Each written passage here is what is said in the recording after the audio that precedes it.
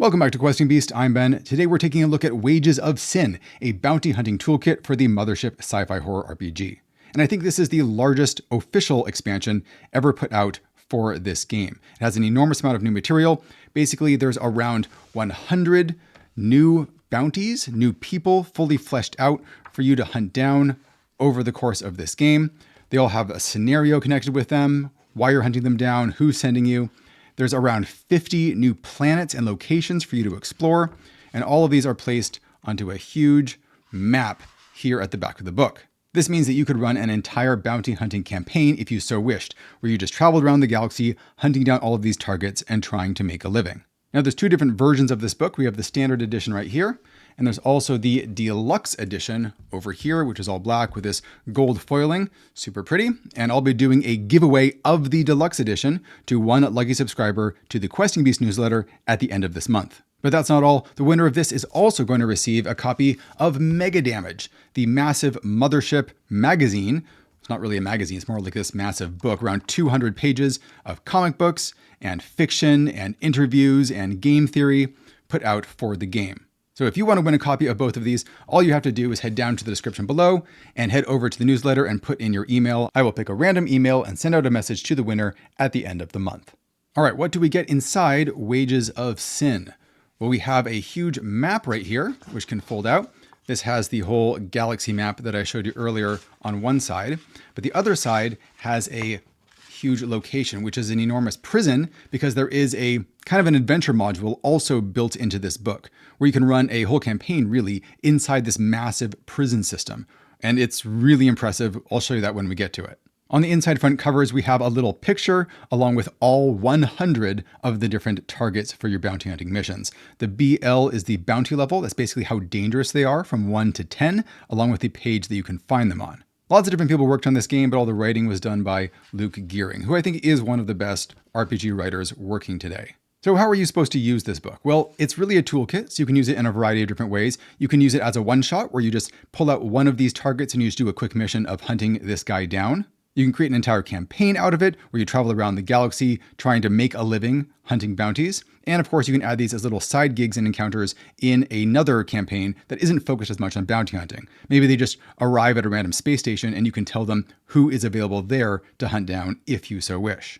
Everything's very well organized. We have our 9 bounty levels right here, along with the amounts of money that you can make for hunting someone of that level. It has how dangerous they are down here, where with level 1, there's a small danger of defensive violence. Maybe level 4 is they will kill you. Level 6 is they have people to kill you. And then level 9, where open action against them is a war. And then beneath each of these bounty levels, they have the numbers of all of the different people that are at that level. So if you want to go after someone who is bounty level 4, pick any of these people and flip to their number. It points out that you are going to have to invent some amount of details for each of these guys. It has kind of a brief rundown of what the mission will be like to find them, but it's only 1 or 2 pages typically. There's some good random tables here. For example, when you're on your way to deliver your bounty, things can happen, like they could try to escape, or other people could break in and try and rescue them from you.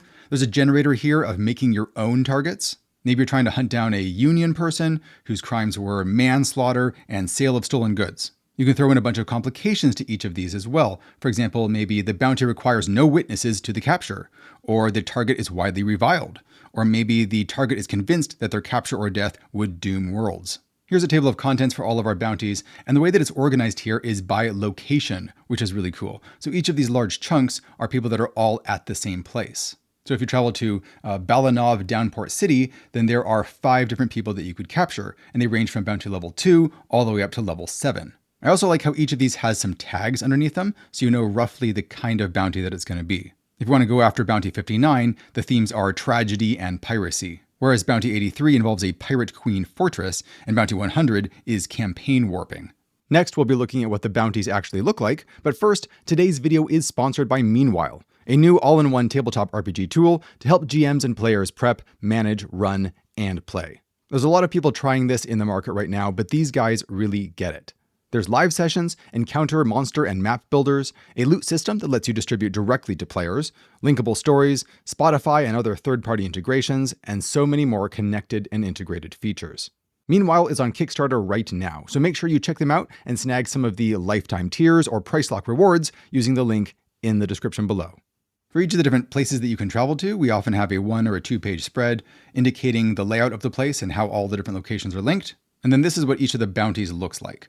So we have a picture right here, bounty level 1. This person is wanted alive. You need to know whether they're wanted dead or alive. What their crime is, in this case, the failure to pay debt. Who the client is that has hired you. What the reward is, 1 kilo credit, which is pretty much the lowest amount that you're going to be paid. Who their known associates are, and some interesting locations related to them that you can probably start your search at. There's also the actual advert here that you might find posted somewhere online or even a physical poster telling you the basics of what you're going to be looking for. In this case, Ianeria owes me 850 credits. Get the money and bring her here. I need to have a word about late payment fees.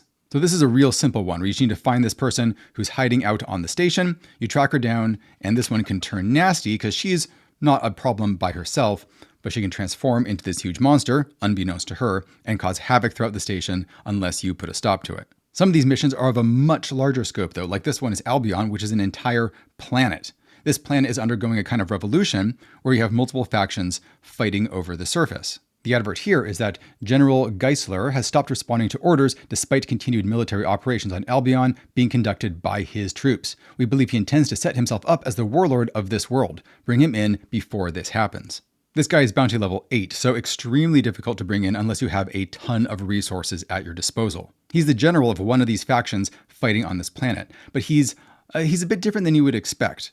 Over the course of his campaign here, he's discovered that there's some sort of crazy disease or transforming power on the planet, where as people die, they are raised up again from the dead as these zombie-like creatures, which then continue the carnage. And he's decided that he is going to stop this no matter the cost. So you could certainly try and bring him in, or once you figure out what's going on, you might actually end up allying with him in order to try and end the carnage across this planet. This ends up being a bit of a mountains of madness kind of scenario where you have to travel with him down into the depths of the earth and you find this massive ocean of blood inside the planet that is causing these transforming effects. And you're probably going to have to nuke it from orbit to make sure that it ends. One thing I like is that there's a lot of variety in terms of the kinds of people that you're hunting. Some of them seem like very clearly bad guys and some of them not so much. Are you going to honor your contract just because you've been paid to bring this person in? Or are you going to turn on your employers and start helping them? Here's one of the locations, Anvolopolis, which is like a hive city from Warhammer 40k, this massive arcology on this desolate world. And there's a number of bounties here. So you could have a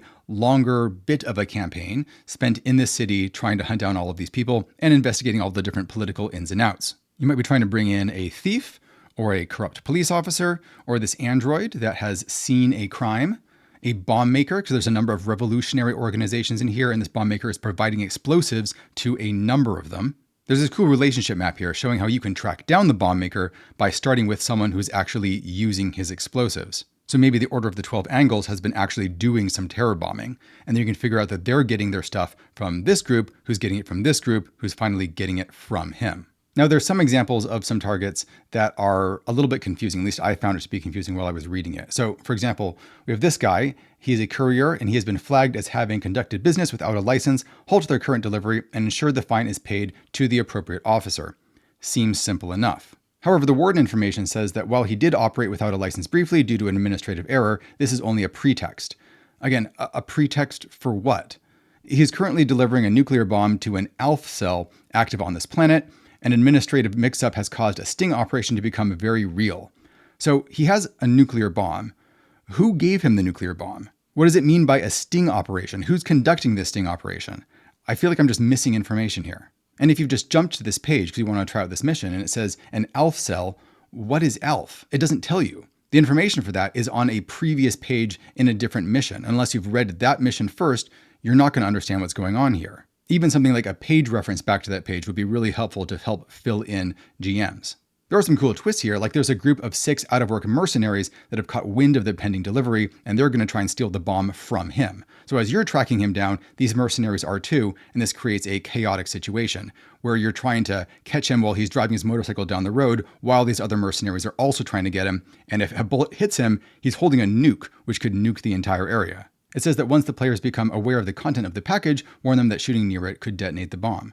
But are they supposed to know that he's carrying a nuke? Does he know that he's carrying a nuke? There are some cool consequences to a lot of these, though. This one says that unless tipped off, the Alpha Cell are arrested and tried successfully. They're sent to the ODC, which is this, supermax prison that we'll look at later on in the book. A lot of these characters connect to the ODC in some way. Sometimes you have to try and break into the prison to get them out. Some of the missions have fun little twists, like you're hired to hunt down these serial killers who are part of a game show. They're recording all of their serial killing for people's entertainment. But really, the people who are hiring you to hunt them down are part of the organization that is putting on this show, and now you are part of the entertainment. You may have to hunt down this xenomorph-like creature. Some of these missions have their own little diagrams, their own little dungeon crawls, if you will, that you can explore with all the different room descriptions. Think of this book as being full of tons of little mothership zines, some of which are just 1 pages, some are 2 to 3 or even 4 pages. And these go on for a very long time. There is just a huge amount of gameable content right here that you could be using for years and years and years. After that, we have a section on punishment. This is just getting into a basic framework for the legal system. Because if you're a bounty hunter, you're going to be involved in the legal system in some way. Different planets are going to have different legal systems that you're going to have to deal with. There's a section for player crime. If you start committing crimes, there are rules for how the police are going to slowly start tracking you down. What happens if you are caught and put on trial? How do you hire a lawyer? How do you go through the different phases of the trial? And of course, what can happen to you once you are sentenced? And quite a lot of these will involve you being sent to the ODC Supermax prison, which can then just start a whole new phase of the campaign. One of my favorite sections of the book is just all of the rival bounty hunters that you can go up against, some of which are solos, some of which work in teams, and they all have very distinct looks and distinct methods for how they hunt down their targets. A lot of them are absolutely terrifying as well. So these can be really great long-term adversaries. Maybe they are sniping your targets from under you. You get to a target and they're already got there first. Or maybe they are hired to hunt you down when you've committed a crime. And then things start going very badly for you. So there's this one, Amira Churchill, who can disassemble her entire body into tons of different body parts, all of which are independent. So she just collapses into a pile of arms and hands and fingers and teeth that are just moving around on their own, trying to strangle you. We have Edgar's Crismondi, who is basically a bunch of clones. He's cloning himself over and over and over again and sending waves of these clones after you. Near the back of the book, we have the section on the ODC, the Offender Detention Center. It's on its own planet, so you're not going to be able to get out of this situation really unless you find a ship that can take you out. And there's really 3 facilities here. The main one is the ODC, but there's also the Elephant Lodge and the Solipsuma Science Park. So perhaps you can slip away to one of those and get off-world that way. Although the planet is very dangerous, it's a dense forest basically, and packed with all sorts of crazy hostile wildlife. There's a big map of the place here. You can also get it on the big pull-out map that comes with the book. And there's rules for how the prison functions, what you can expect when you're locked up inside, all the different prison duties that you have to do, what the schedule is like. But really the impressive part of this book is the enormously detailed list of everyone who is living in this prison. There's a huge number of these people, and all of them have their names, their age, what they are in for, who they are allied with, because there's a number of prison gangs, their stats, their personalities, what rumors they know. And it just goes on and on and on. There's even information about where they are living, where their cells are in the prison. So you can walk up to anyone in this whole place and you know what they look like and how they're going to respond to the players. If you hang out talking to them, you can get lots of information just from all of the rumors that they can give you. And then there's all of the staff, which again have information including the likelihood that they are going to take a bribe. There's a reputation system for how the different people and how the different gangs think about you. There are randomized prisoner events, like maybe there's a bounty hunter visit. Maybe there's a wildfire in the forest outside.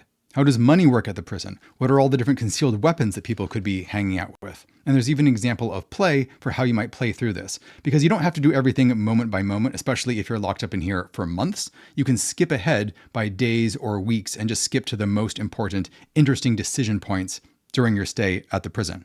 There's 5 different examples of ways that you might try and break out of prison, but of course players are probably going to come up with all sorts of ones that the Game Master has not thought of. Procedures for surviving in the wilderness outside, a lot of the strange creatures, some of which are fairly peaceful and quite delicious, but many of which will eat you really quickly, like this dragon. At the back of the book, the prisoners are presented again, but this time they're all organized by location and by cell. So depending on which block and which part of the block you're in, you know who is going to be nearby. There's also some diagrams of some of the ships that are mentioned throughout the book. And then we have the big space map at the back. And then these are the 10 different rival bounty hunters. So that is Wages of Sin, which I found to be incredibly impressive. I think a system like Mothership needs something like this. You need just a huge amount of content that's all integrated together along with a big space map so you can launch right out into an extended campaign. But if you don't want to do just a campaign, you can still use everything in here to sprinkle it into whatever you're doing in Mothership, and it's going to be good there too. As usual, I will put a link in the description below for where you can pick this up in print or PDF form. And remember to subscribe to the Questing Beast newsletter if you want to win a copy of the deluxe version of Wages of Sin, plus the Mega Damage magazine. Thanks for watching, everybody. I'll see you next time.